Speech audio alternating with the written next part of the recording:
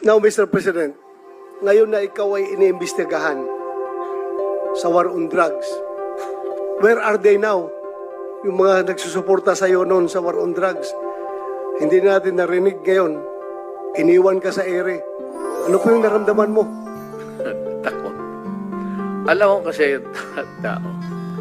Yung, for the good time lang yan sila. Yung mga crisis kang ganito, wala ka namang kaibigan. Walang sumusuporta. Well, of course, nandito si kaibigan, nandito si Mr. Biliga, nandito si Sal. Ayan dyan sa likod ko. Ilan lang yan.